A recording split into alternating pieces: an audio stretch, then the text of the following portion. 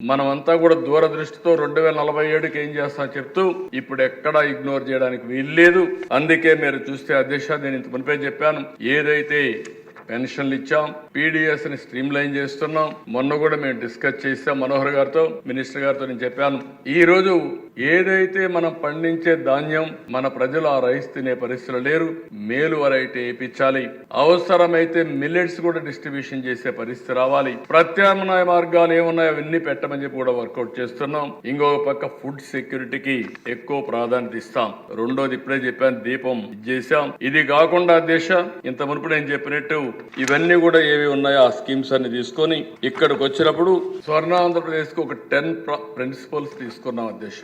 ఈ 10 లో కూడా నేను ఈ విషయంలో ప్రజలకు పదే పదే విజ్ఞప్తి చేస్తున్నా. ఒక మిషన్ మోడ్ లో ఒక విజన్ సాధించడానికి మనం ముందుకు పోతున్నాం. అందుకనే మనం ఏదో మన ఫిగర్స్ చెప్పి పేదవాళ్ళని పేదరికంలో పెట్టడం, డబ్బులుండే వాళ్ళు ఆర్థికంగా వెసులుబాటు రావడం కాదు. ప్రతి ఒక్క ఇండివిజువల్ ని ఫోకస్ చేయాలనే ఉద్దేశంతో ఈ ప్రభుత్వం యొక్క మొదటి ప్రాధాన్యత జీరో పావర్టీ, పేదరికం లేని సమాజాన్ని నిర్మాణం చేయడం ఏకైక లక్ష్యంగా పెట్టుకొని ముందుకు పోతాం.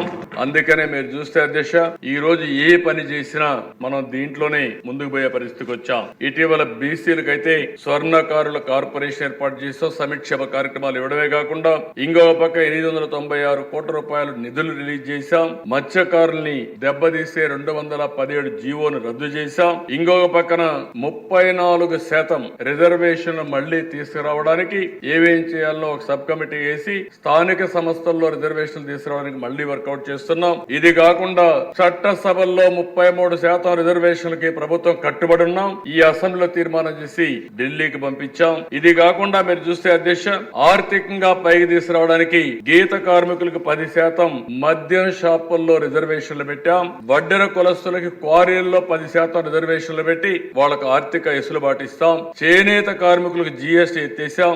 అదనంగా 50,000 రూపాయలు ఇంటికి వచ్చి ఇచ్చే పరిస్థితి తీసుకొస్తున్నాం. ఇలాంటివన్నీ మీరు చూస్తే అధ్యక్ష, 1-2 కాదు, వెనుకబడిన వర్గాలకు ఏమేం చేయాలనో అన్ని చేయడం కోసం ఆర్థికంగా, రాజకీయంగా, సామాజికంగా పైకి తేవడానికి అనేక కార్యక్రమాలు తీసుకొని ముందుకు పోతున్నాం.